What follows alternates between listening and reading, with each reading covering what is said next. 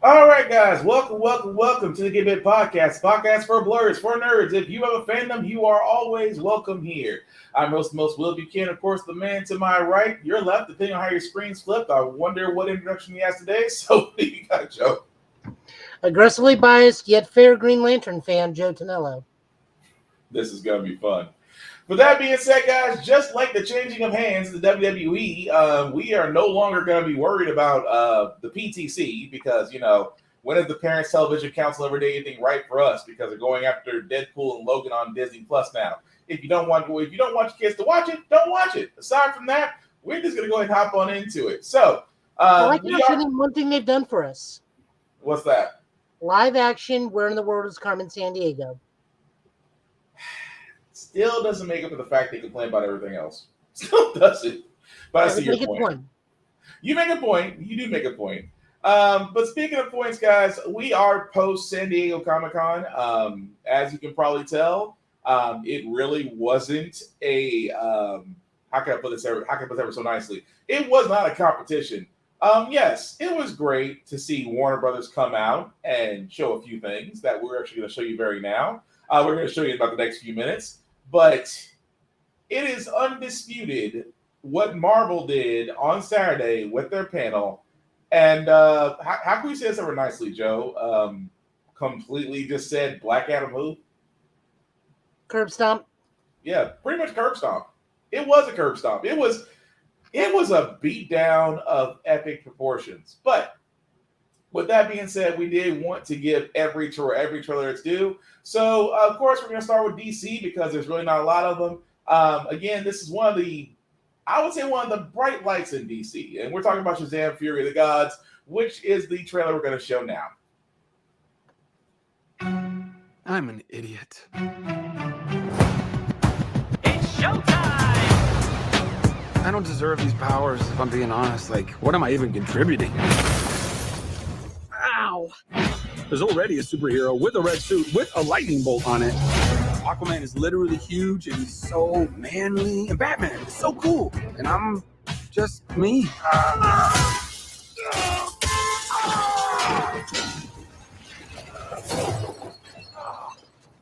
feel like a fraud. It doesn't matter. Anyway, the wizard gave me superpowers. And then everybody got superpowers. Where's everyone going? To fight crime? Okay. Now everyone's kind of like doing their own thing, and I'm the only one trying to keep it together. You understand I'm a pediatrician, right? Come on! Now let's get down to business. Listen to me, Billy. The fate of your world depends on it. The daughters of Atlas are coming for you. Children stole the power of all the gods. This is very personal, Billy. Look, I might not have as much experience as you because I'm not super old like you, but I've seen all of the Fast and the Furious movies, lady.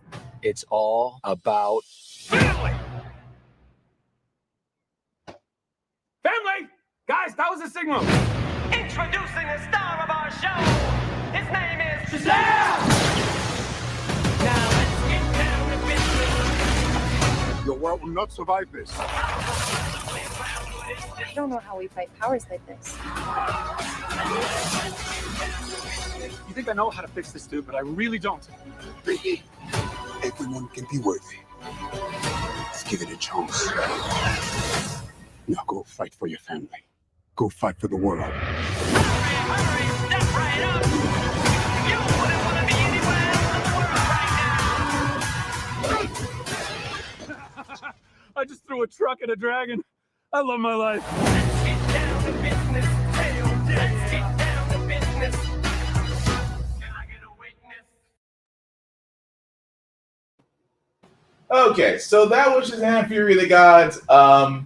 It seems like they're keeping a lot. Don't get me wrong, Helen Mirren and Lucy Liu coming into it does actually give it a lot more flair. But, I mean, there was really nothing wrong with Shazam. The first movie was great. I'm assuming the second movie, the sequel this Christmas, is going to be just as great. But, Joe, any thoughts on that? I mean, first one was just Magical Goonies. Still, but Goonies is always accepted. Well, I don't know. Kids after 2000, after year 2000 may not know who the Goonies. Well, scratch that. Kids after 97 may not know who the Goonies are. Again, we're gonna go back to Principal Skinner of is mice so out of touch? No, it's the children who are wrong. It's the children who are wrong. But no, this one looks fine.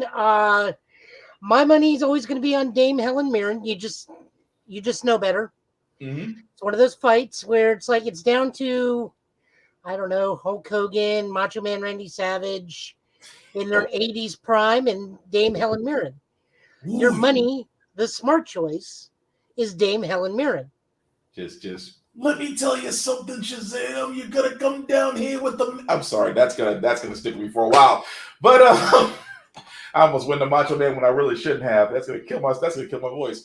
But no, I did like the fact that number one, they did shy away from Ezra Miller's Flash, did not show his face. They did show Jason Momoa, and they showed Batfleck, which.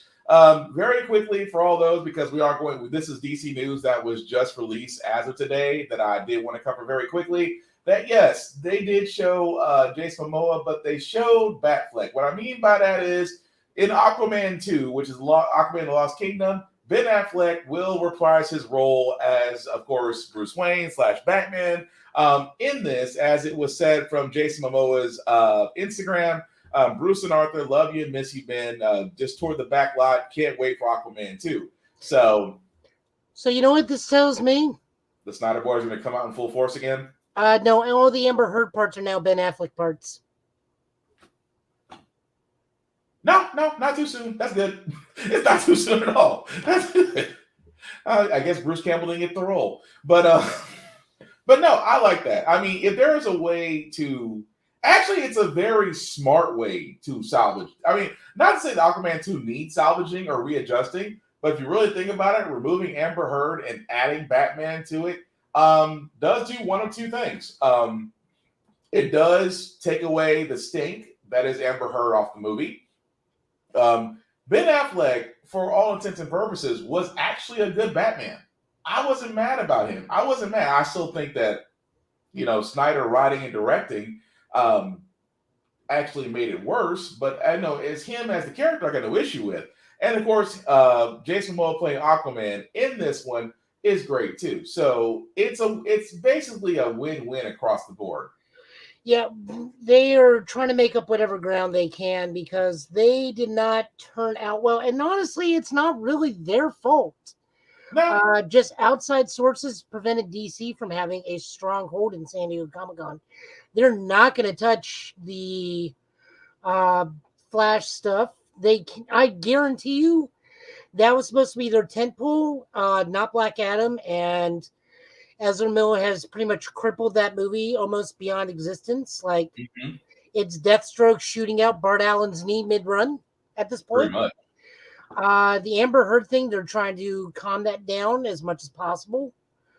All they got right now is Black Adam and all the animated series that got announced. Yeah. Which is the Superman.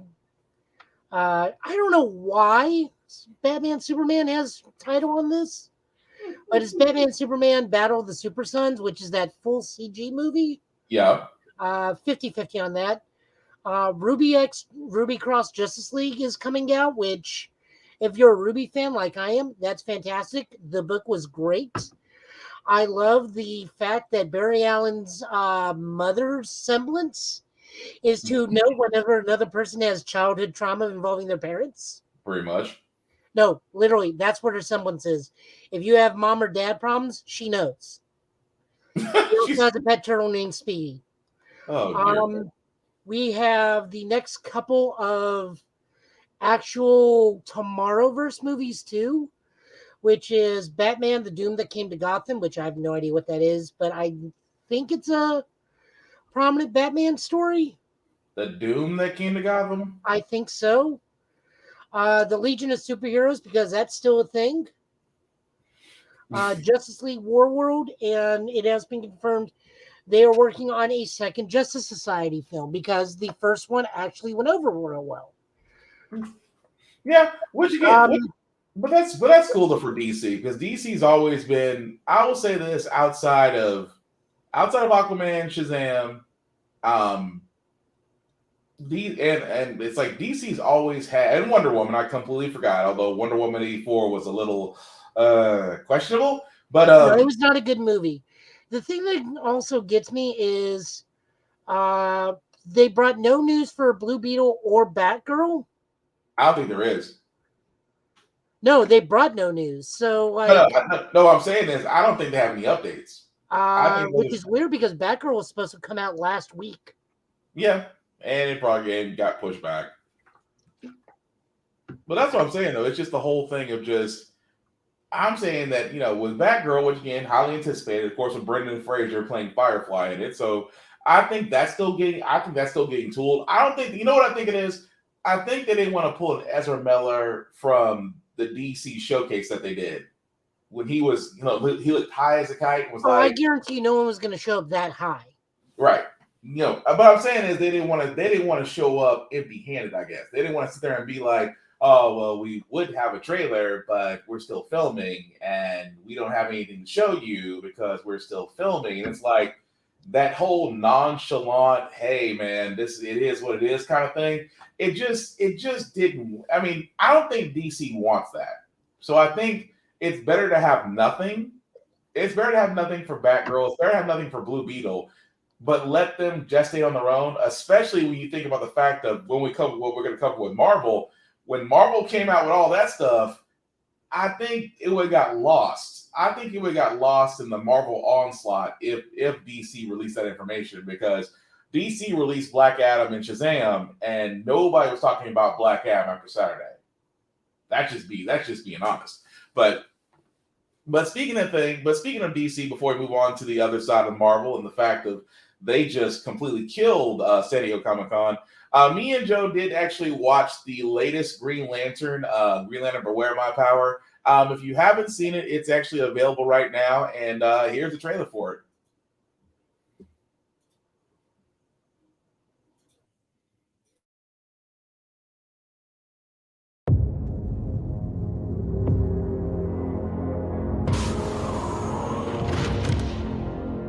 Hey.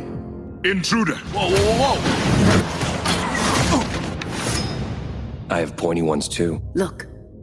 Who are you? How did you get a ring? My name is John Stewart, and if I told you, you wouldn't believe me. What the hell?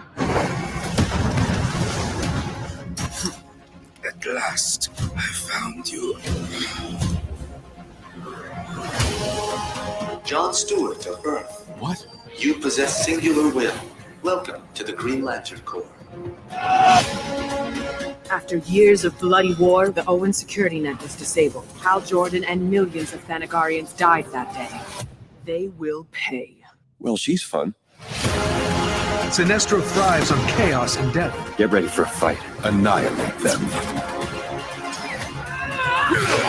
I've been up against that kind of barrier my whole life. It hasn't stopped me yet.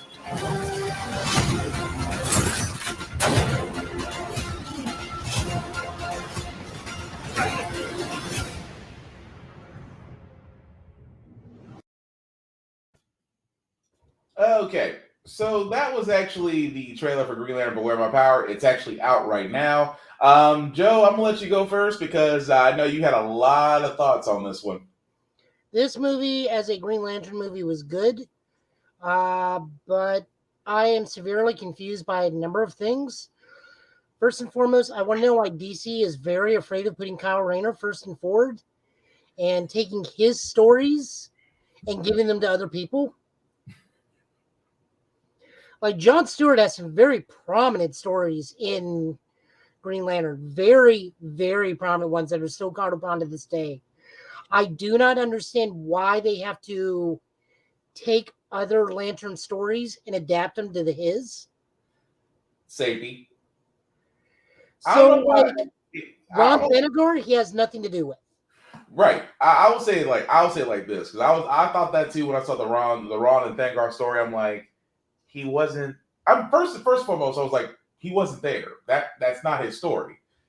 But It kind of, but it's like the one thing about DC, which they do very well with animated stories, but they play it so safe. It's like, let's take a story that's well known, but let's swap it with someone else.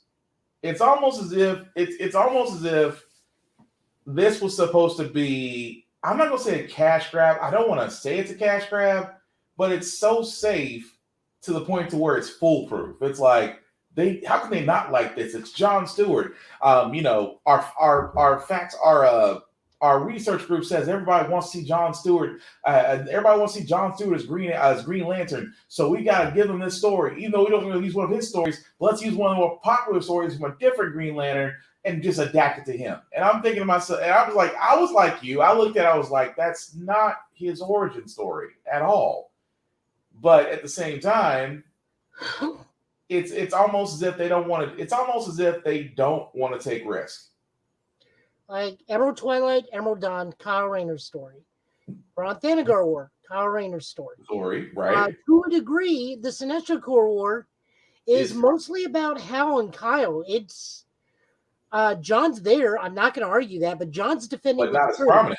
But he's not as prominent. He's not as prominent in that story. Like the biggest thing that bothers me on this is, and the Sinestro Corps in this is laughable at best. Like I picked out Sinestro and Lyssa Drac. Mm-hmm. I have no idea if that lizard dude was supposed to be our killer or not. I don't know why, and I have no problem with it. I love this series to death, but I want to know why Batman Brave and the Bold Conjaro was there. I have no idea who the pink shape-shifting dude is. I have no idea who the four-armed Goro knockoff was.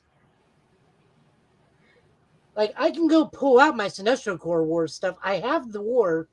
I even have the Sinestro solo title. I can't find those guys. But that's what I'm saying. It's literally, it's a safe. It's not a, you know how some stories, it's supposed to get your attention. It's supposed to, have you reading. It pulls you in. This feels like a borderline safe story with enough action to just keep you watching. But, it's so easy to fix this movie and make it an actual Jon Stewart movie. It is, but they won't take that risk. Jon Jones is right there. You make it Cosmic Odyssey. But they won't take that risk. You make it the fall of Shang-Chi. You make him learn that because he didn't learn his power and did not believe in his power, he cost somebody their planet. Or you take the Sinestro Corps, you take them out, you make them Dark Stars. Yeah, I completely agree. Or you make it Mosaic World. But here's the thing, though. Everything that you just described, from a comic book reader standpoint, is literally money. But the powers that be currently that is running the Warner Brothers animated side, which in this case is now Discovery, it's almost as if they're just running the slate just because this was already done before the deal was done for them to acquire Warner Brothers. So that's what I'm chalking this up to. I'm chalking this up to it's already been done. They're already putting it out there. They're just riding this out until they can actually go in and make adjustments. The other thing that got me is, and we are doing part Hard Traveling Heroes. Okay. Which John was a part of. Why did we just not stay on there? And why did we not have, it turned out to be the Mad Guardian Ali Apsa behind everything, and it be an earthbound thing with Ollie and John in Detroit with Hawkgirl, which still works. Yeah. And then Adam Strange just beaming down. It's like, it's this dude. And then at the finale, we go to space. But that just I goes. was really liking the first part of the movie where he's in Detroit. Yeah. And then it just jumps up there. Makes no We've sense. established already that this has moved forward significantly in the timeline of the Tomorrowverse because the Justice League is already established. Right. Already got Vixen on the team. John Jones, I think this is his first appearance in the Tomorrowverse, but I could be wrong. Yeah, no, you're wrong. You're not because at the time, because of the way they told the story, Batman was actually off on that would have been well, no, that's right, because it was Tomorrowverse. Batman was gone for a while. Superman and Wonder Woman were gone for a while. So yeah, that's about right. That is right. So and then Tim Daly being Hal Jordan / Parallax, I applaud that. It took me a moment to realize whose voice it was. It's like, oh, it's Justice League Superman. Yeah. Him being Parallax, I'm fine with that. Hal can be Parallax all he wants. As long as the dude dies at the end, I'm fine. Yes, I will be petty on some things. Them killing Sinestro, sure. I've seen Hal snap Sinestro's neck point blank. That man is no stranger to death and coming back. Yeah. And some of the line reads were not good in this movie. Like, just no, they were flat. Or they just did the first take. It was more. The Adam Strange thing was cool. I felt this is one of those movies where, much like the Justice League the Justice Society movie, they needed an Adam Strange short to kind of set some things up. I wish they didn't because it was overloaded. You didn't really need the Adam Strange tie-in, but no, I think you do because Adam Strange is such a niche character that Tom King writes him. But it's just too much. It's like when you're telling the origin story, you don't need that much star power attached to it. That's just me. That's just like at least a small primer, at least for Adam Strange, because he's so unknown that like a 5-minute intro of him with his wife, and then a Zeta beam catches him, and then we jump forward into the movie. Not bad. Very season 1 Justice League hot girl. Yeah, raw doesn't trust anybody. Yep. Like I said, it's an acceptable Green Lantern movie, but I have problems with it because I am too close. I have too much knowledge of the material to really enjoy myself. I did enjoy myself, but I could enjoy myself to the extent I wanted to, like say with the last Legion of Superheroes Justice League movie with Jessica Cruz and Starboy. Okay. Like that was hands down one of my favorite Green Lantern movies. So we have to develop a rating system. We need to develop a rating system for this. I'm with you on that. John doesn't have that power with his ring. The creation of blades, or what? No, he can't summon his ring to his finger. Oh well, yeah. Literally, only Kyle can, and that was only after he was Ion. And the whole summoning the rings off, that was a different. But no, actually, that what got proven in Sinestro Core War. If you can instill enough fear of a Green Lantern, you can take the ring off.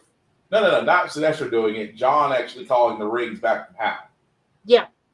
That's why I was like, okay, that's new. But no, I mean overall it wasn't bad, but I still dig it. Oh, John restoring the ring? Yeah. No, that's actually also from Kyle Rayner. In the first time he fights Parallax, he takes the ring off and crushes it, and Kyle uses his willpower to reconstitute the ring. So technically, he made the ring out of his own willpower long before Hal did. See that right there, but. Yeah, I'm gonna leave that alone. I'm sorry. I am an aggressive and biased Green Lantern fan, but I'm fair. I will say the movie was fine. I am just too close to the source material to fully enjoy it. I wish they had given John his due, given him his own stories rather than taken. I would have loved for it to have been Hard Traveling Heroes in Detroit with the Dark Stars, or Cosmic Odyssey, and find out that the Dark Stars are the ones that are controlling Shang-Chi, and John Jones and John Stewart has to do something, or you make it super trippy, like the Batman Soul of the Dragon, stick it in the 70s and make it Mosaic. That was just funky. That was all the way funky. Mosaic. Batman Soul of the Dragon was all the way funky. I still love that movie. I still love that anime movie, but no, hey, at least you're not a Snyderverse fanboy, because ever since Batfleck got announced, they were like, restore the Snyderverse. And I feel like you guys are just going to keep... No, they will restore the Snyderverse the night Jim Lee said we're done with Zack Snyder. Yeah, but then again, I was done with Zack Snyder from Man of Steel. But I'm going to leave that one alone. But before we get into Marvel, there are two trailers we are going to show. This one, I'm surprised Amazon. Well, then again, I shouldn't be surprised with Amazon Prime with the success of The Boys and The Boys Diabolical. They are releasing another superhero movie. This one I actually had to do some research on because I remember the name of it, but I didn't remember what comic line was this from. But Sylvester Stallone is basically playing an older superhero in the movie called Samaritan. So here's the trailer.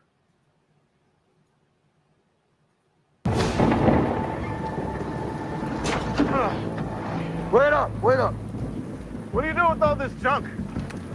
Keeps me busy. Another long night of crime and violence. Some say it's only a matter of time before the city implodes.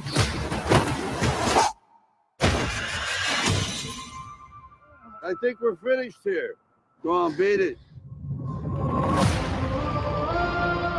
I found him. Samaritan. Samaritan died 25 years ago. That's what they say. You think you live across from a superhero? Do you have a therapist, kid? Kid. Samaritan's dead. I pick up garbage for a living, pal. Samaritan cleans up the streets. You mind your business, I'll mind mine. I don't believe you!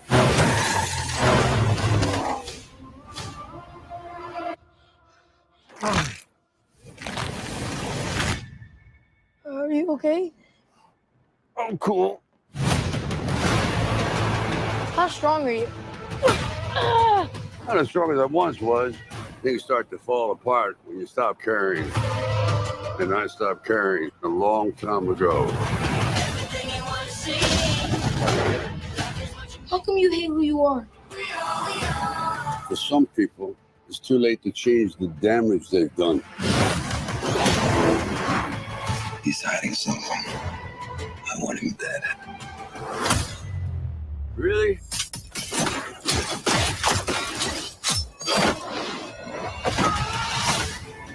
The things you bury tend to haunt you. Why did you disappear?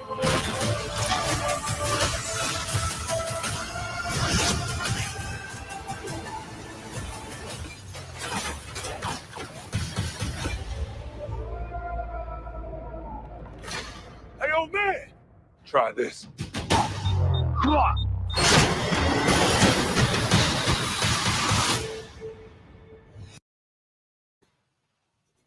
Okay, so that was actually the trailer for Samaritan. Now, again, the name threw me off for a second just because I remembered it.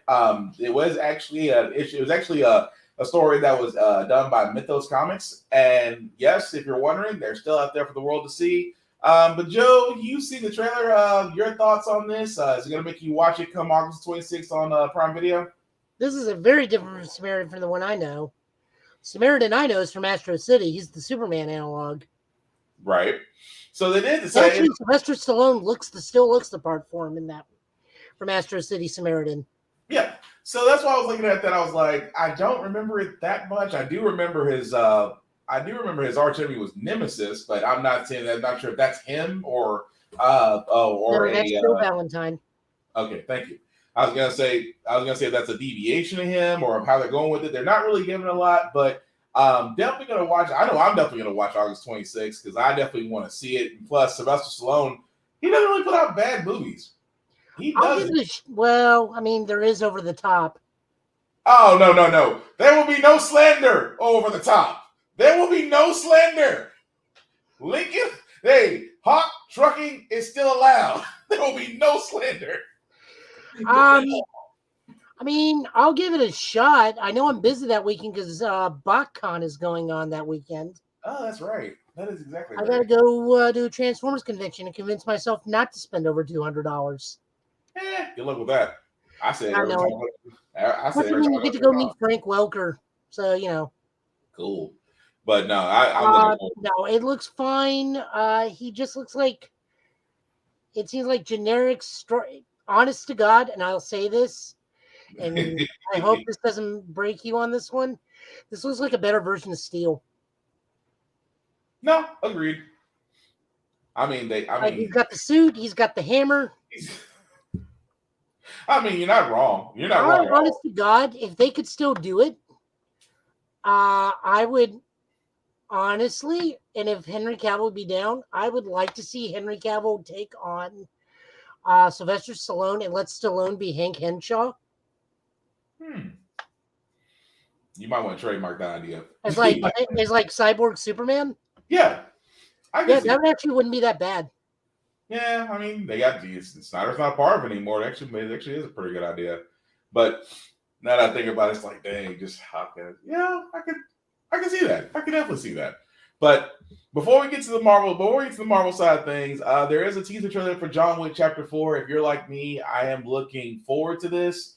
But the trailer, it's a teaser trailer. It's about 1 minute and 5 seconds, but still. I still need to see 1, 2, and 3. So wow, you would love it. It is gun fu. It is gun fu at its finest. But really quickly, here's the trailer for John Wick Chapter 4.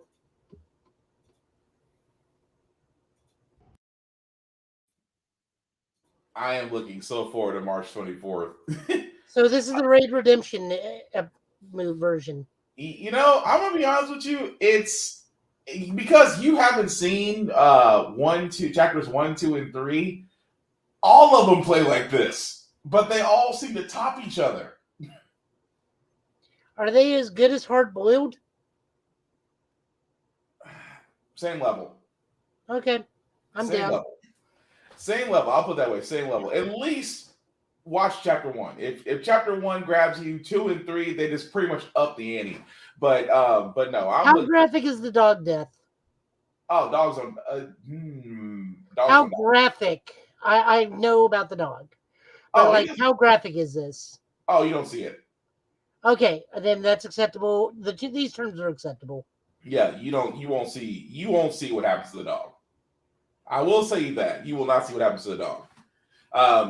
But no, it is again one of my favorite gun fu series of all time, and you definitely should watch chapter 1. At least watch chapter 1. But chapter 4, because it is going to be so over the top that I just cannot wait for next year. But with that being said, we are going to go ahead and get to the meat and potatoes of this. We did talk about DC and that they had an okay showing, but Marvel. Woo! How can we say? I know we said this earlier, Joe. Marvel curb stomped everybody. I get a Thunderbolts movie. Yeah, I mean everybody. If you've been under a rock, what happened this past Saturday? Basically, Kevin Feige came out and said, "Watch me work." The screen that you see right there is the Phase 5 that they showed for Quantum Mania coming out February 17th. Secret Invasion coming out spring of 2023. Guardians of the Galaxy will be coming out in May of 2023. Echo will be a series on Disney Plus that'll be coming out. Loki Season 2 will be coming out summer of 2023. The Marvels will be coming out July 29th of 2023. Marvel's Blade will be coming out November 2nd, 2023. In the fall of 2023 comes out Disney Ironheart on Disney Plus. Agatha Coven of Chaos will be out winter 2023/2024. So there's a little bit of a style there. And of course, two of my personal favorites in spring 2024, Daredevil Born Again will be coming out, and it will be given 18 episodes, the longest series ever given on Disney Plus thus far. We should temper people's expectations. We are not going to get hour-long episodes out of this. Probably not. We're probably going to get 30 to 45-minute episodes apiece. Probably so. Of course, in May 3rd of 2024, Captain America, The New World Order. So Sam Wilson will get his first standalone movie as Captain America. And of course, sweet. And of course, to Joe's delight and mine, because I know he's looking forward to this one. July 20, is it 28th or 25th? You remember what they said? I can't see something that small. I'm gonna go on a limb and say 28th. If I'm wrong, I'll correct it later. Click the picture. Oh, I can't blow it up. That's about as big as it gets. No, you try opening it up in a new tab. Thank you. So July, it was right. So July 26, 2024, Marvel's Thunderbolts comes out. Which again, I didn't think they would do it because of the late passing of William Hurt, who played Thunderbolt Ross in the series. I didn't think one incarnation. He has nothing to do with that name. But I'm just saying, I didn't think they'd do it. I'll be honest with you, because he basically played General Ross, I thought they would kind of tie him into that because of what the MCU is. But again, I'm not mad about it because they've been kind of putting the roots around the Thunderbolts almost in every series. We saw it in The Falcon and Winter Soldier. We saw it in Hawkeye. We saw it in there was another series I'm missing that was also that. We'll probably see it in She-Hulk. Well, probably see it in She-Hulk.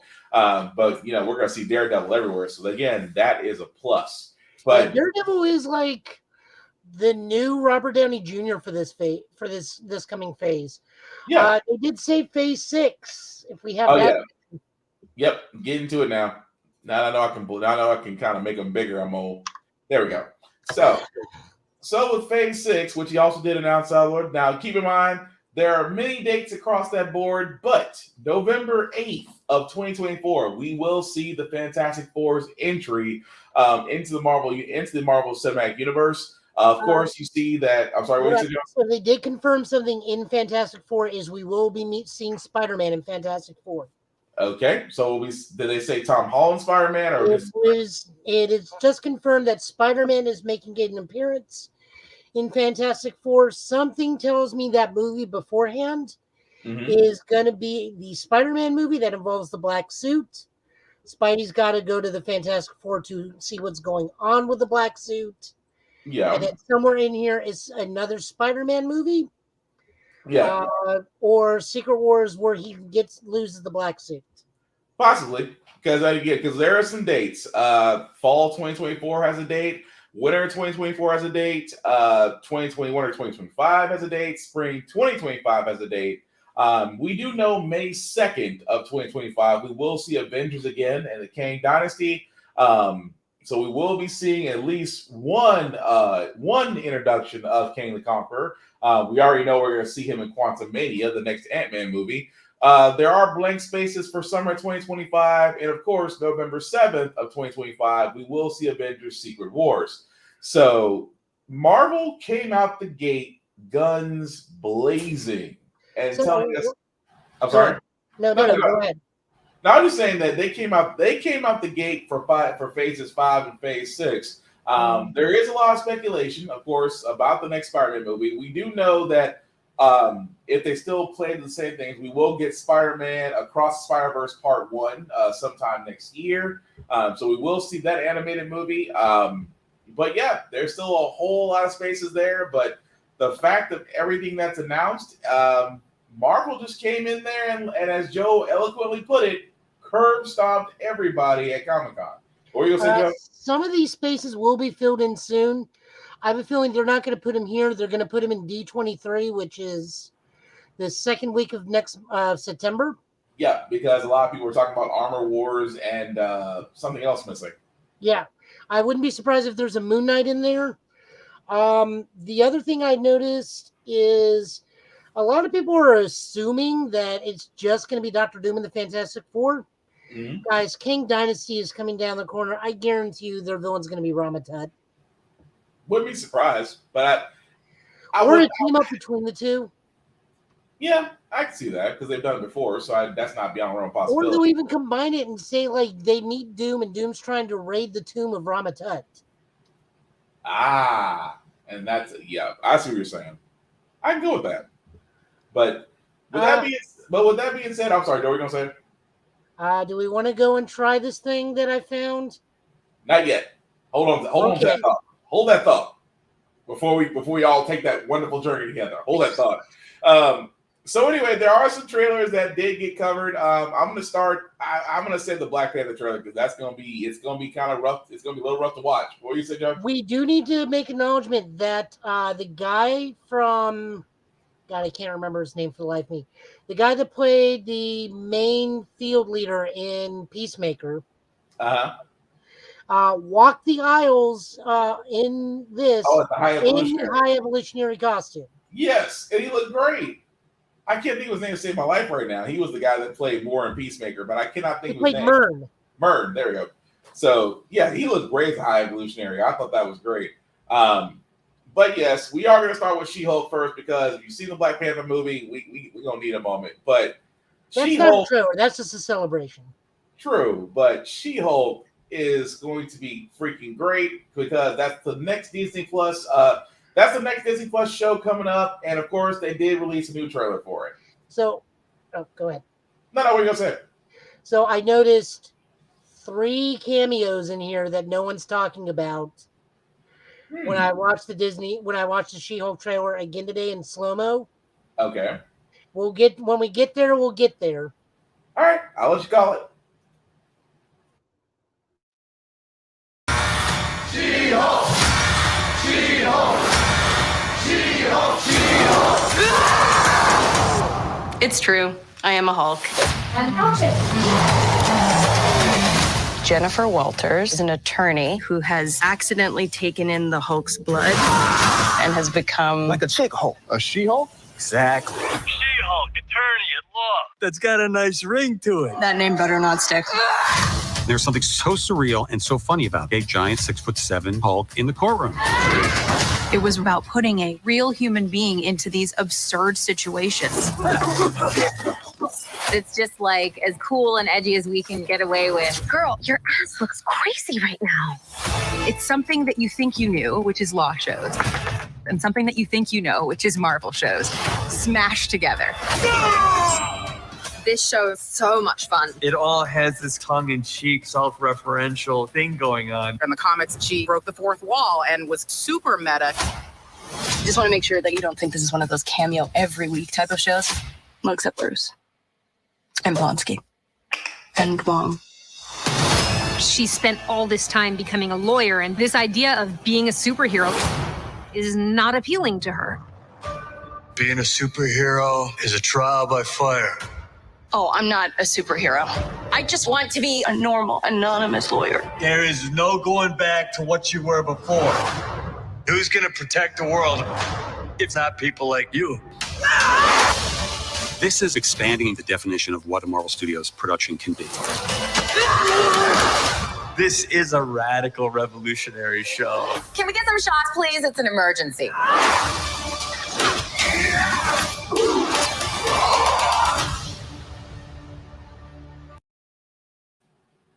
Okay, so that was actually the featurette, not the trailer, so I apologize. But Joe, while I get the trailer, Joe, what are you going to say? So I did spot the 4 best Nimrods in for low-level henching. Okay. We have the Wrecking Crew in this. Because I was trying to find, I thought I had that one. That was the wrong Did you catch him? Oh, no, I'm sorry. What were you saying? I said, did you catch the Wrecking Crew? No, I missed it. They're the ones that were like doing the kung fu moves. Oh. Like they show a little bit more prominently because I noticed the purple ball and chain, and then someone had a blue glowing crowbar. It's like, oh my God, they did it. They finally put the idiots of Asgard in here. But I do love the fact you get to see Tim Roth again as Abomination. Oh, God bless. I love that. He was cool. The fact that you see Wong, and Wong is going to be prevalent in a lot of stuff. I can already see that.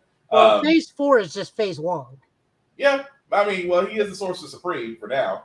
But are we ready to see what this Paul Rudd thing is? Because Joe had brought this up, and Paul Rudd has released something. We're not sure what it is. Frankly, I should sound concerned, but we've done blind watchings before, and I'm gonna let Joe. Joe found it, so as soon as he gets this thing ready, we're just gonna watch it, and yeah. Oh, he's got it up. Okay, so to preface this, Paul Rudd put out a tweet and goes, "Hey guys, I'm releasing a trailer. Some people got to see it at San Diego Comic-Con. This is a scene with myself, my daughter, I forget actress's name, Thatcher, and Hope as we meet Kang for the first time."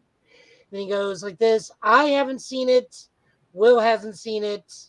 Right. Let's see what happens." God damn it.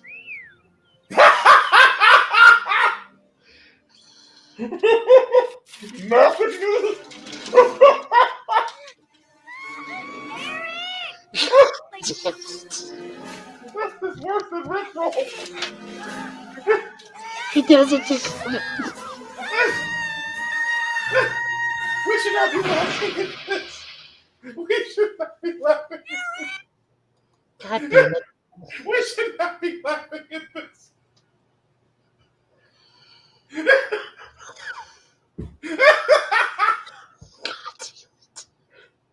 Oh. Well played, Paul Rudd. He does it to Conan O'Brien for 20 years. Oh, he even did this to him on the podcast. Oh, wow. The moment I saw that, is it bad that as soon as I saw that, I'm like, not making.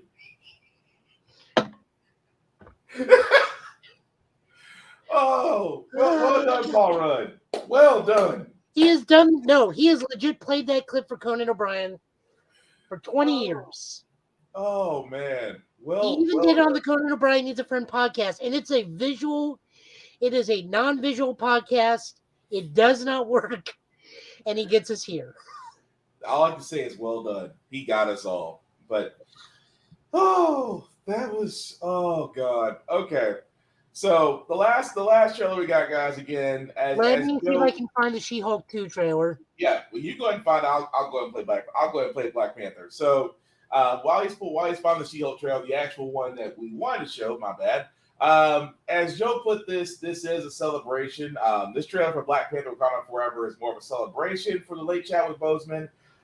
It is a tearjerker. So, again, we still want to give it its due and play as we look forward to Wakanda Forever. No woman, no cry. No woman, no cry.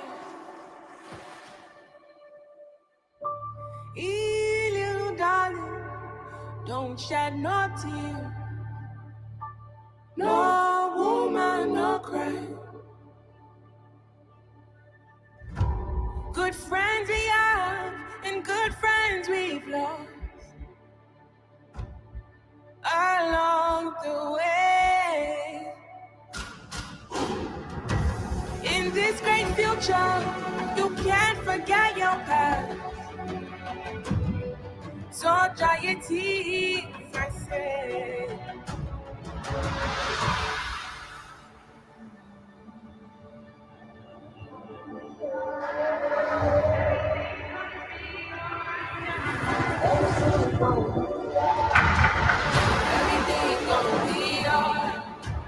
Everything's gonna be alright. Everything's gonna be alright now. Everything's gonna be alright. Everything's gonna be alright. Everything's gonna be alright.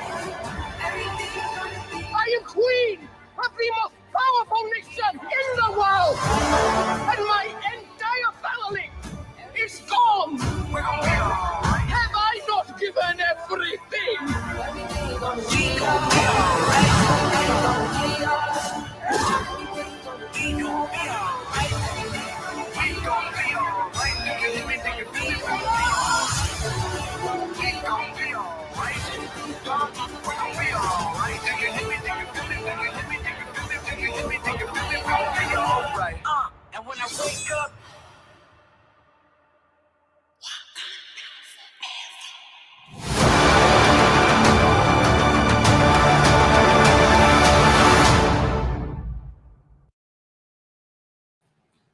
Now, like I said, guys, it is a lot.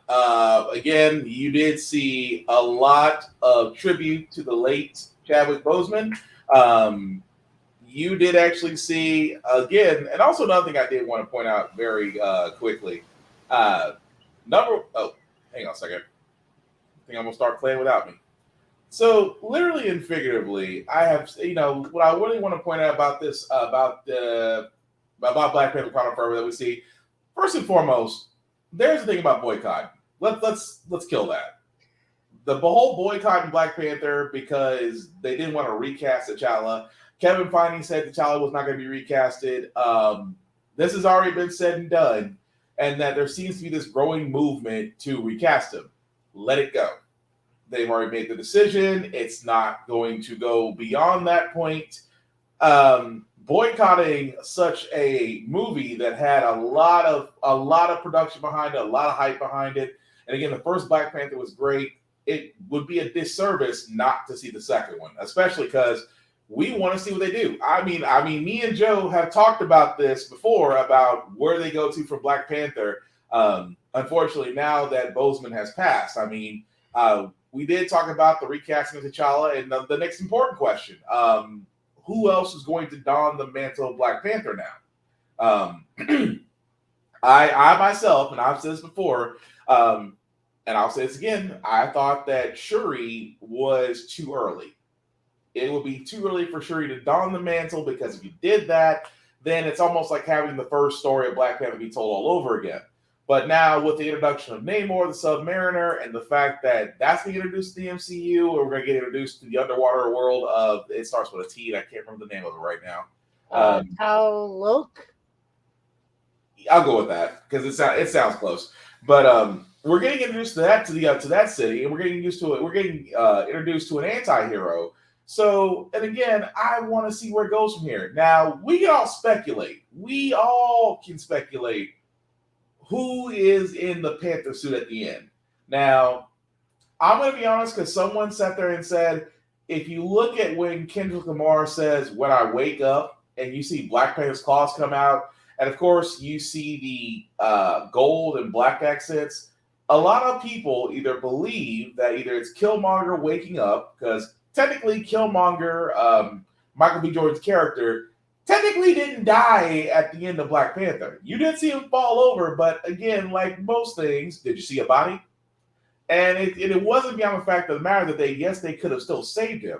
But that is the theory that people are saying, that Killmonger has, awakened and has donned the mantle. And if so, they have to explain that story, because Killmonger was still about destroying Wakanda, not actually helping it. But again, to me, that's like, let's just wait till November, because I am definitely going to go see it. It just looks great, especially what they're doing. And again, every time I see Angela Bassett, I just want to say this all the time. You should have been Storm. You should have been Storm. You are literally the voice of Soul. How in the world did we do such a disservice? That's just me. But what do you think, Joe? I'm of two minds about this. I am definitely not boycotting this movie, but even Boseman's brother said the family is fine if they recast, because Chadwick understood that he was not bigger than Black Panther. Right. Do I think they should recast? No, but I do understand why a lot of people want them to recast it. But guys, this is not the time to recast it. The time to recast this is Secret Wars. And not to mention this is the new Secret Wars, not the old one from the 70s where Hulk is holding up a mountain. This is the culmination of the variants versus the mains. But that's the key part. Not to cut you off, but that's the key part right there. It's a multiverse saga, so you will actually get. What I was explaining to people on TikTok, you'll get exactly what you want in due time, because it's not just telling it from one universe. We're telling it from multiple ones. So who's not to say that we won't get a variant? The Killmonger Black Panther suit, it may not even be that Killmonger. It could be a Killmonger variant. There you go. I mean, I believe Killmonger's dead, but I'm also the one that called Stripe being slammed into a pillar and him being dead. I was like, he ain't dead. It's like, no, that man dead. Yeah, you did call it. To quote Family Guy, I says he dead. Yeah, I mean, he got kicked, and I mean, dang, it's like he's still he's dead. Yes. So because of a lot of different things, I don't know who owns the rights to the term Atlantis right now. I figured it would have been Disney with Atlantis Lost Kingdom, but God only knows what's going on right now. So the kingdom is called Talocan. Thank you. Talocan. It's still Namor. It is, I don't know if it's derived from Mayan or Incan. And I'm down even more. That just means I can sit there and make all the Emperor's New Groove jokes as this movie is going. I just need somebody to be Namor's henchman and just go pull the lever.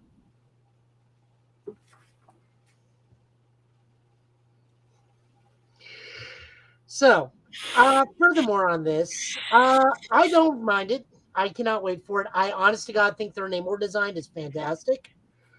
I see this movie already being done in segments because Angela Bassett says she has lost all her family. Yeah. So that means that this part of this movie is going to be pre-blip. Mm-hmm. Part of this movie is going to be post-blip because Shuri's going to come back because I guess she got blipped. Yeah, she got blipped. She got blipped, so she's going to come back. It's like, well, where's my brother? It's like, he came back, but he also died. Yeah. Riri Williams being here, I guess she is gonna be one of those kids from the Wakanda Institute in Cleveland. I would think so. That would explain her Ironheart story. I mean, and I guess Shuri brings her along because they are going to be super best friends. Yep. I hope to God she is written better than what she initially was when they first introduced her. I hope to God. It's Kevin Feige. We can trust. Have faith. Have faith. Have faith in him. There's just a lot to take in. I know they have already translated Wakandan to translate that mural, and I believe it is the king is within us all, and also the Panther. Yeah. Or at least that's a loose translation. I can't remember verbatim. Actually, I forgot somebody on Instagram actually has the whole thing, and I should have actually had that up. I'm looking forward to it. I think this is going to be every bit as spectacle as the first one was, both visually and in story-wise. Mm-hmm. I also think there are going to be a ton of anime references because this man loves his Dragon Ball. Of course. If there's an alter ego, I'm not going to be mad. There's an alter ego reference. I'm really not going to be mad. I mean, Kong was just when Ryan Coogler directed Kong. Mm-hmm. Those scenes at night were just Son Gohan in the valley. Pretty much. Oh, he says it verbatim in the thing. Oh, he did? Oh, yeah. Okay, never mind. In between going, you know what I'm saying, at least 58 times during the commentary track. I really can't speak to it as much as other people. That's because I'm a little Italian Asian dude, so there are nuances that I just will not speak to because I am not the right person to speak of it. But as a comic book lover, I am most definitely looking forward to this film. Yeah, come November, it is definitely going to be quite the thing. But again, thank you. I'm sorry. The other thing I'm looking forward to, and I know, I'm sorry. The other thing I'm looking forward to in this is where does this take place in the grand scheme of things? Because this movie seems to be in multiple sections, like we established it's pre-blip, but we're also got some stuff like that underwater earthquake that Dora Milaje say in Endgame. We're taking care of that. Don't worry about it. That's a really good question. I want to say they're covering it because they're telling you from the Wakandan. They're telling you from Wakanda's side. Maybe it is catching up post Endgame up till now. Yeah, because the original Black Panther movie was also an in-betweener movie. Right. It was in between the Infinity Saga story. So no, you're exactly right. I don't know. But come November, it's going to be interesting to find that out. But thanks to Joe, because he actually found the right trailer for She-Hulk. So let's actually give it its due justice, because the first beginning of She-Hulk reminds me of my siblings when I used to mess with them. And all I can say is I understand. Let's try that again.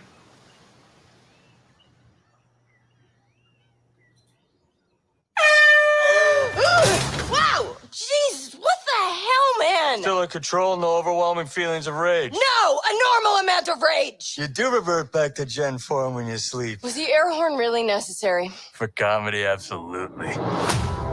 This is a multi-year journey you're about to embark on. Yes! Yeah. Who's your best friend? Nikki. Spandex. Spandex is your best friend. Being a Hulk asks for balance. You have so much more to learn. Yes! So I'm clearly nailing it at all these things. If you want to go back to life as a lawyer, I respect that. He doesn't mean that.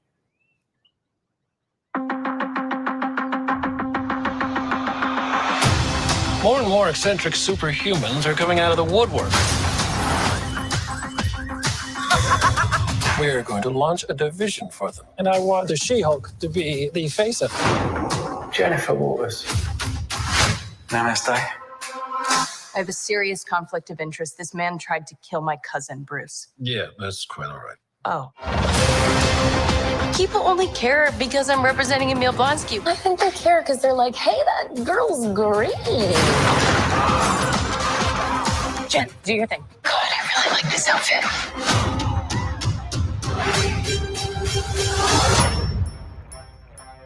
I'm not proud of this. Miss Walters, we answer to a higher power. Our universe is on the edge of a precipice. I am a lawyer. We do things by the book. The Book of Ashanti. No, the Book of American laws. Whether you like it or not, you're now a superhero. Let's do this. You know that friend you had in high school who was way cooler than you were, attractive, got all the attention from everyone? Hello. I think I'm jealous. Is that what I'm feeling?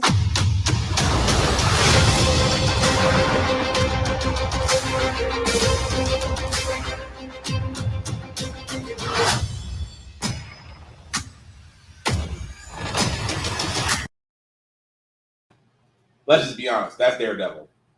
Oh, you know, that's all it is. That's Daredevil. They have confirmed that MCU Daredevil is yellow suit Daredevil. Mm-hmm. But no. But again, that's the trailer I meant to show. So again, guys, my apologies on that. She-Hulk does start August 17th, which from now I think it's about 2.5 weeks from now. If I've got my math right, yeah. So did you see the Wrecking Crew this time? Yeah, I did see it this time. Did you see the Ghost Rider appearance? Yes. I kind of had to go back. I actually have it on my other screen. I actually had to rewind it back to double check that. But yeah, I did see that.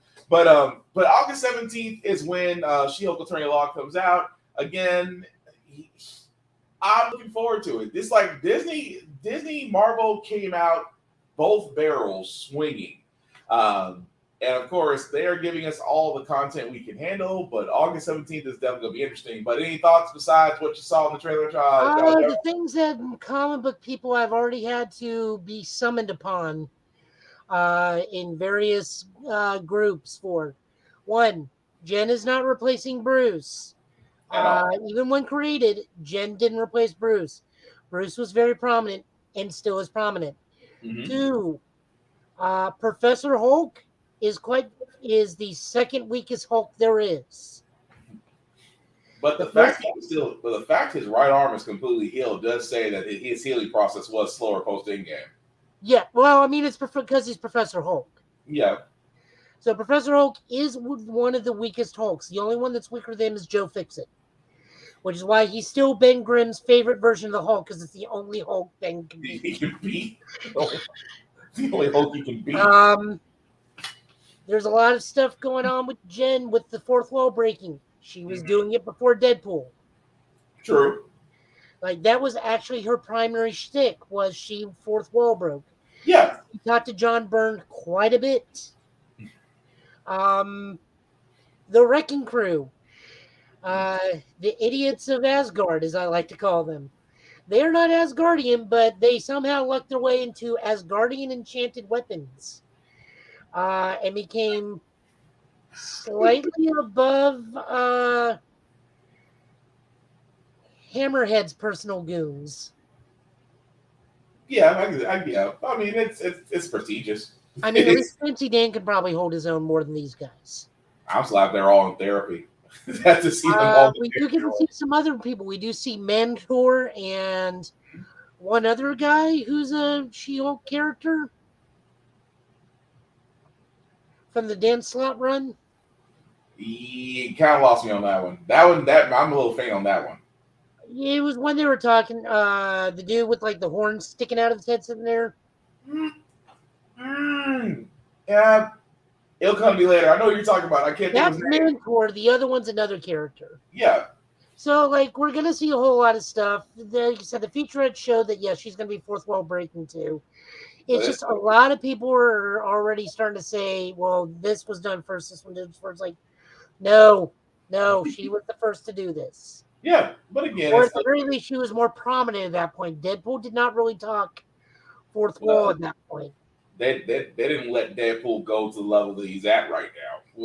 I'm sorry, not that he's at right now, but maybe about a year after that. I would say a year and a half after that they let him go full throttle. But no, I see your point. But yeah, but that's actually the entire thing of the San Diego Comic-Con as far as from DC and Marvel, because there was other news, especially from other things more toys that were released. Again, we did cover that last Friday. Definitely check our YouTube videos to see that. But overall, Joe was right. D23 is coming up, which means that that's pretty much Disney's showcase. Because a lot of people did say there were some things missing from this panel. Armor Wars was definitely missing. So there was actually a lot missing, even from the Phase 4 slate. Like, they had no Moon Knight on there. And I heard one of the other big comic book shows, like, well, it's because they don't care about Moon Knight. It's like, no, there was other stuff missing. Like, the She-Hulk wasn't on that slate either. Right. So it's a lot of stuff that actually is coming up. But I wonder, but that actually might come up on the Disney 23. That's why I still have hope for Armor Wars. We already know that James Rhodes is he's still going to show up in other movies. But I mean, he's no longer the voice of Donald Duck, so he's got nothing to do.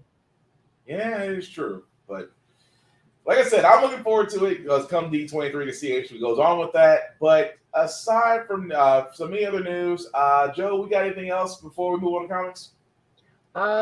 Yeah. Give me a second.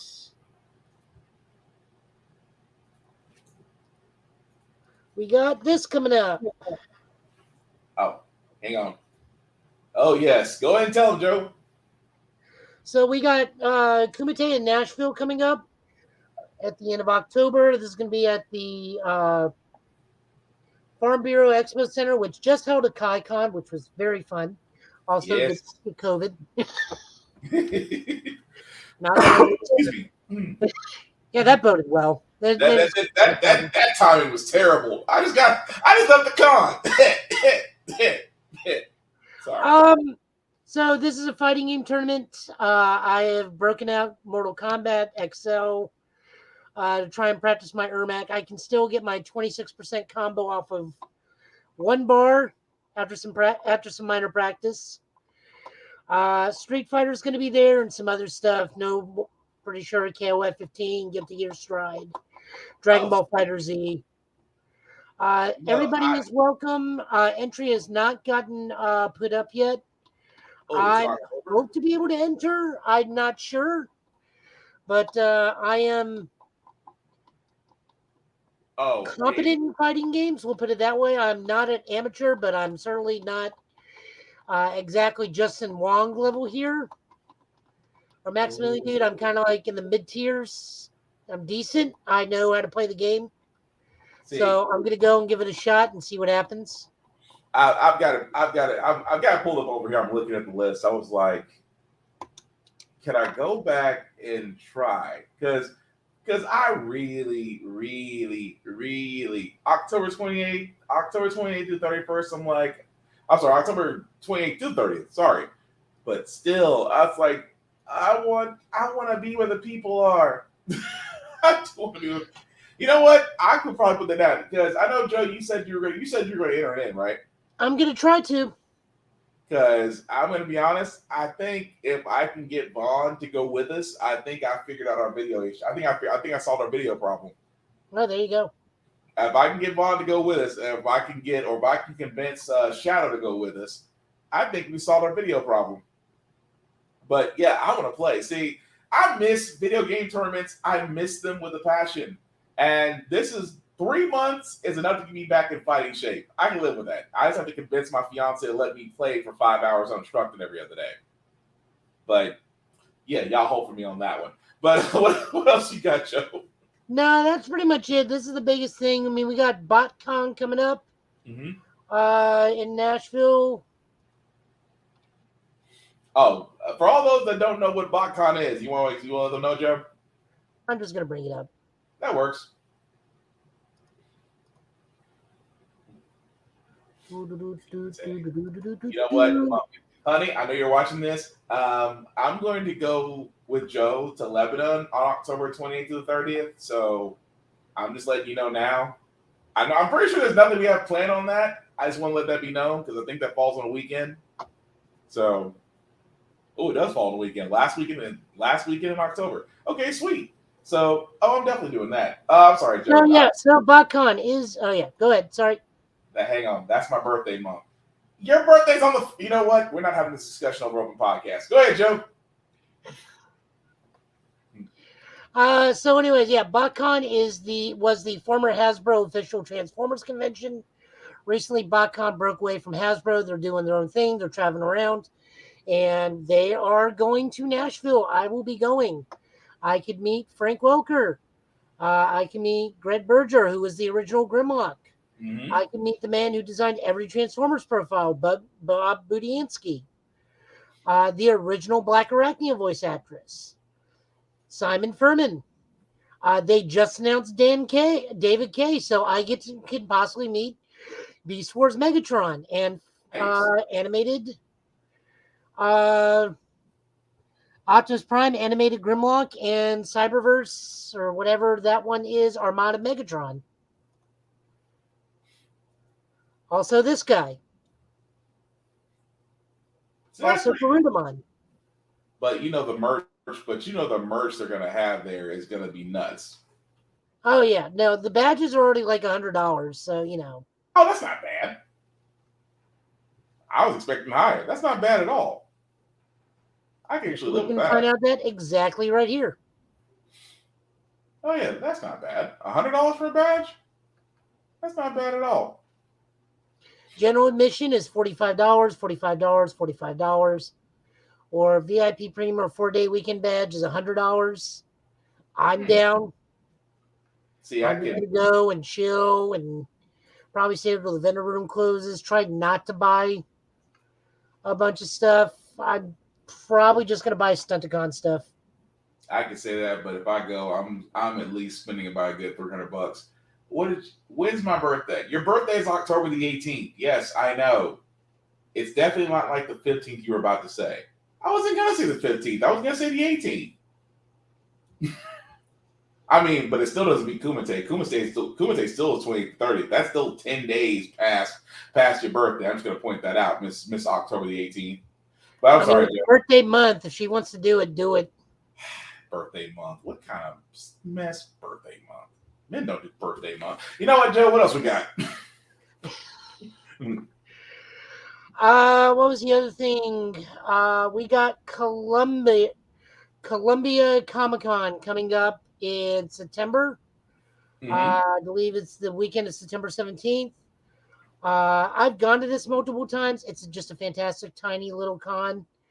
Super nice, very friendly, great for like people looking for single issues and whatnot. Hopefully I'll be able to finish out my Kyle Rayner run in single issues at that point. Nice. I just plan on going because it's such a fun time. Okay, that's cool. But that's definitely good to know. I'm sorry, the Kumite thing is still stuck in my back of my head. I just have to just find some time to practice.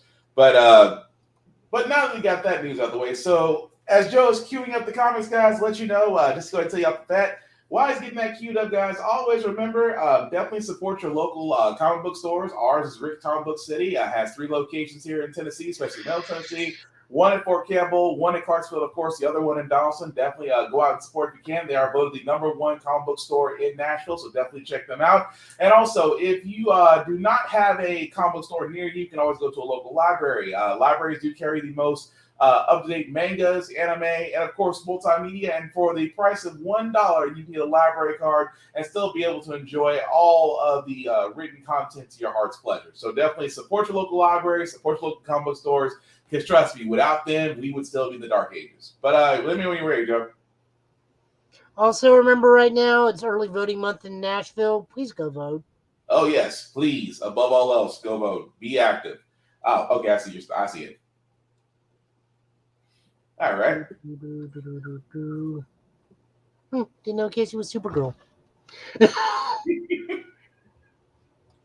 Yeah. So first off, we got Robin number 16.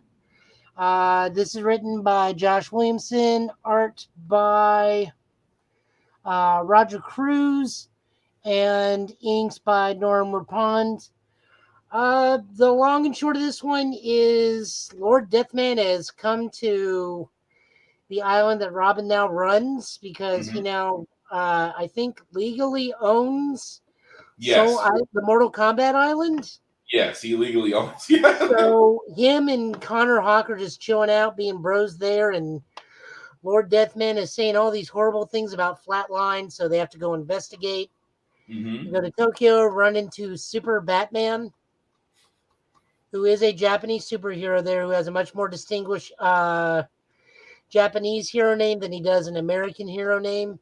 Yep. And she's just like, "Nah, I'm good. This is a trap, by the way." He's trapped you. And then we see the ew and how of Robin's grandma, Mother Soul, making out with Lord Deathman. Yeah, that was a little weird. That was a little weird. But again, also not forget the Demon's Fist coming to the island and being like, "Oh yeah, so we're cool with you, but we just need a place to hang out. We just heard this was a safe haven. Yeah, come on over." But before you do, you mind watching the island while I go chase down Lee? And it's always what she says, your help always comes with a price, just like your grandfather. Damn. That was kind of bad. But no, it was a good issue. The whole thing of Lord Deathman just kind of if there's anybody I wish they could self-narrate in this issue, it would be him. Just because I just want to see what he comes up with when he thinks his thoughts can be heard. But the whole Mother Soul angle was different. I wasn't expecting her to be the snitch, but I liked it though. I liked it. I really did. Yep. This was pretty good. There was not a whole lot of DC this time around. This is just another one of those weeks where it's more Marvel and Indies than it is DC. Yeah. Bouncing over to Marvel, we have Amazing Spider-Man number 6, with this being the legacy number of the 900th issue of Amazing Spider-Man. This is written by Zeb Wells, art by Ed McGuinness. Thank God it's not John Romita Jr. Not the weird, the not weird the blockheads. The weird drawing. That's what I called it. Like, I just don't like John Romita Jr. drawing Spider-Man. Everybody looks like a Lego figure. You ain't lying, though. Inkers on this one are Mark Morales, Ed McGuinness, Wade Vaughn, Garbadger, and Cliff Rathburn. This is just Spider-Man ruining his own surprise party. Doc Ock's Octo Arms come and fetch him because the Sinister Six has been kidnapped by the living brain who's constructed the Sinister Super Adaptoid, I think is what it was. Yeah, Super Adaptoid. You're right. Yeah. My favorite part on this is that Anna Markroft, Anna, who was originally a main character during the Superior Spider-Man, running both of them as Otto's interest, even flat out says, "We need to make sure Otto's okay. As much as I hate it, that man is my backup plan." Damn. It's just that she was questionable. She was questionable throughout the whole issue. Well, she was the driving factor of Otto bettering himself. True. And Otto generally does love her. It's just one of those super weird things. My favorite part is Black Cat getting really, really like super protective and really jealous of Mockingbird every time Mockingbird would try to step in and try to help. It's like, what exactly are you supposed to do? It's like, dang, you went from being just teasing to like pull up. Just it was almost like a pull up moment. It's like, I am Peter's bodyguard. We don't need your help. She's like, oh, okay, yeah, sorry. Although the whole thing about the tentacles killed me. I was like, why do I get Lassie vibes? It's like, yeah, they are even like not going to kill Peter anymore because they actually like Peter. It's like they bonded. It's like, where's Otto Boy? Where did he fall down the well? I was like, of all levels of pay. But he had to be thankful though. The tentacles did save his life from the ultra living brain, so he definitely did owe his life to them. Yeah, this was a fun first story. The second story is not too bad either. Mm-hmm. It's a little bit more forgettable. The worst story out of all this is the insert Jimmy Kimmel. Yes, that was horrendous. Yeah, that was just not good. So 2 out of 3 ain't bad. Mm-hmm. It's certainly an interesting way to celebrate the 900th issue of Spider-Man. Plus the Sinister Seven title just threw everybody off. Yeah, that really confused everybody. I like that Sandman even is like, I'm not really sure we're villains at the moment. I'm a villain. I was a beach until last week. Sandman was like, I'm not even his whole thing. I'm pretty sure I'm not supposed to be here. That whole level. I don't think we're bad. I'm a bad guy anymore. I think I was just a beach last week, and me and Spider-Man are chill. Shut up, Brent. That was too funny. It was like, I'm pretty sure I'm not supposed to be here. Oh man, no, it was good. It was. I mean, yeah, the third story with Jimmy Kimmel was forgettable, but no, those first two stories, I mean, they did make the issue. So 2 out of 3 ain't bad. Moving on over to Strange. This is issue 4. We have a problem because Umar comes, so Clea's mom comes to visit, which leads to immediate shenanigans. We also deal with Mark Spector's dead brother coming back from the dead, resurrected as Shadow Knight, which is an actual character. But also the people that were fighting Clea in the first couple of issues came back and have resurrected a demon, and Clea's fighting Shadow Knight while Umar just goes and has fun at her own expense with these poor men. That was funny. She was throwing so much shade. Wong felt so. You live here in squabbles. I should have a parlor built for you back home. Wong was like, you okay? I'm gonna take a walk. I'm taking the dog out. That look on his face was like, I can end you right now. Like the only bad thing I don't like about this issue is that this is only a 5-issue miniseries apparently. Because this is going to be concluded next issue. Because apparently the resurrected Stephen Strange, which, guys, you're not fooling anybody. We all know Harvest Man is Stephen. Yeah. Harvest Man is the soul of Stephen, and the next guy coming up is the body of Stephen. So you got to do the fusion dance and get Stephen Strange back. Fusion. They're not fooling anybody on this. It's interesting to see Shadow Knight come back.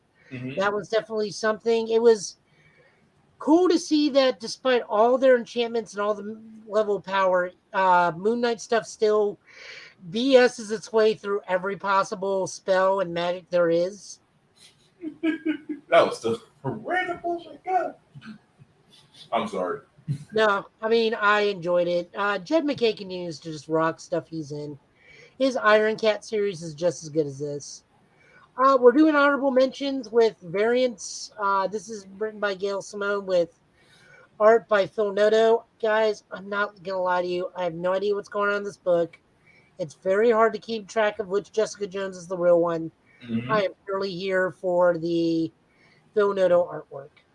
Because now we're dealing with normal Jessica Jones, the alternate variant of Jessica Jones, which is the lover of Daredevil, a Captain America version of Jessica Jones, and now Jessica Jones as Jewel. It was just weird. It was weird. It's a little hard to follow because you're not sure which one you're with half the time. Right. because they don't make a good enough distinction between the two. If it wasn't for Phil Noto art, I wouldn't be recommending this. I'm really recommending this on artwork purely alone. Yeah, but it's just the story it's all over the place. It's not like Loki where you actually look forward to it, but Yeah. I digress. Moving on over, we got Radiant Black issue 16. This is the rise of the Radiant Rogues. Weird team up, which is the Syndicate or Syndicate with the 5 instead of S. Right. They still got to work on that naming prospect. This is written by Kyle Higgins and Joe Clark. Art is still by Marcelo Costa. Colors by Triona Farrell. Farrell, yeah. This was not too bad. This is also just a big setup issue, so ran a little slow, but this is the Radiant Rogues finally getting together after individually getting their butt kicked. We see that they are terrible apart, but actually pretty efficient together. I'm still not sure FaZe is the one that needs to be leading them, but he gets his butt handed to him by pretty much every Radiant. He makes a quick appearance in Radiant Red number 5. Yeah. And just gets absolutely trounced. There's also a hint that there are possibly two Radiant Blacks right now. So, like I said, this ran a little slow to me, but I think it's because it's a setup issue. It's a long way around. Both Nathan and Marshall are both Radiant Black at the same time, which I'm not mad about. I think it'll actually be great. But yeah, it was a long way to get there. But it wasn't a bad issue though. One of them's we're just gonna slowly come up to Radiant War at this point. Yeah. Moving on over, we got the finale of not finale, but the finale of the first arc of Rogue Sun. This is written by Ryan Pro. Artist is still Abel. Chorus is Natalia Marks. This is a very interesting way to end the first arc because this is just who's your favorite parent during a divorce. This is what I got from this. Like, your mom killed your dad. Your dad's a disembodied ghost that wants you to kill your mom. Your mom still loves you and wanted the best for you, but she still killed your dad. And dad just wants you to use your ultimate attack. Dylan's gonna have so many child issues from this, it ain't gonna be funny. There are gonna be so many issues from this one. That's like your dad. I say your mom trying to kill your dad. Your dad wants you to kill your mom. You are just trying to get out of it alive. But at first it was so odd that they have your mom in prison after a while. It's like, are you able to save your mom? Man, maybe, but for right now, we kind of have to lock her up. Damn, it's a lot. I mean, don't get me wrong, great story, but it was a lot. Like I said, this is an interesting way to end the first arc of it. I still think it was a fantastic arc. Just really weird way to round it out. But, the story is going to keep marching forward. Pretty soon we're getting the 4th hero of the Massive Verse, which is Lucky Dead, who the writer is also going to be the new writer for Power Rangers once the current Death Ranger arc. So I am looking to see where that goes. I will recommend that. Of course, I'm also going to recommend Inferno Girl Red when that thing drops. But that is all the comics we got this week. Stuff marching forward. X-Men. Not a big X-Men week, finally. The new Gambit did drop, written by Chris Claremont, but I am unsure how much experience Chris Claremont has with Gambit, so... Okay. Is that the... Punisher is still going good, but now the wife is starting to question, Frank, where are the kids? oh, now that with him being the leader of the Hand and that and Ares finally made his appearance. You took my favorite disciple from me. And Frank goes I was never your disciple. Son, I'm the reason you hold a gun. Dang. I'll go back and read that. I'll go back and read that issue. But thank you, Joe, for that. So as we kind of come to a close, guys, Joe, anything you want people to know about aside from the Kumite? Because I'm going to be joining you on that one. But anything you're gonna be doing this week? This week I'm gonna be doing Xenoblade Chronicles 3. Unfortunately, I can't stream that because I got a Switch. Mm-hmm. My Switch, I don't have anything to be able to stream my Switch to anything. Still working through Relayer. It's getting about as predictable as it can be with the Gundam, as a Gundam series, as a not quite Gundam series. The main character's been replaced with another main character, and I'm like, okay. I don't know what suit you're getting, but okay. Oh, God. I'm wondering how much more I have left in that story. I dropped a new deck profile, too, for Cardfight Vanguard. Mm-hmm. I am doing my part in the campaign that the community is doing to remove the overtrigger from the premium side of the game. For those of you not familiar with this card game, a trigger usually gives a unit in this game or a card 10,000 power and an effect. The over trigger gives 100 million power and 2 effects. And in premium, this is starting to become detrimental to the play because it is wildly swinging. No, it's just wildly swinging games in very negative effects.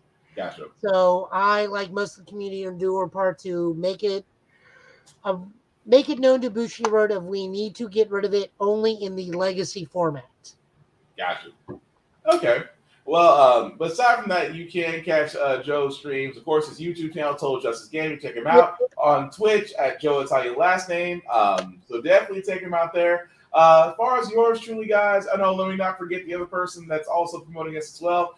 Shout out to Vaughn, Big VZA Dot, that you can find him. Of course, BBZ on all socials, Devon Westman on Facebook, where you can definitely find him and his beats. And if you are interested, definitely reach out to him to actually help you out with that. Aside from that, yours truly, basically every social that's out there, Instagram, Twitter, Twitch, TikTok, you can find me at BlackBox447. You can definitely like and follow me there. I do post everything. Of course, I review as far as video games, television shows, movies, gym stuff, because I do a couple push-ups. At the same time, guys, I am about, really promoting not only just mental health, but to really check up on people. We're all fighting our own different battles, but, if you can call on somebody, check on them, see how they're doing, you might do more than just showing that you care. You actually may save a life. At the same time, work on being a little bit nicer. I'm not asking everybody to turn into good Samaritans, but I'm just saying be kind, be decent. It takes 0 energy to be nice. It takes 100% to be a dick. So simply put, be nice. Aside from that, guys, we will be back here, back in on Friday at 8:30, same Get Bit time, same Get Bit channel. And before we call it tonight, Joe, any last words, sir? No, I'm good. I gotta go see if I gotta find a biscuit before I kill God or something. And for all those that are wondering, that is I can't finish the sentence. That's a Xenoblade reference. This is how all Xeno games start. Your first mission, go get a biscuit or go get a wrench from your friend. Your final mission in the game, go kill God. Go kill God as a robot. He's not wrong. I really am looking forward to Xenoblade 3 because some of these mech design choices are very, very skirting that line, and the main characters make Ava Unit 1, and we all have issues when Ava Unit 1 comes on the scene. So just enough not to involve the lawyers? Just enough to where we don't have to yell Shinji get in the robot. Gotcha. Okay, well, with that being said, guys, again, thank you all for watching. Please let us know your take on everything we discussed tonight. Again, we'll be back here next Friday. Aside from that, he's been Joe, I've been Will. This has been the Get Bit Podcast, guys. Please take care of yourselves and each other. We will all get through this. See you later, guys. Peace. Bye.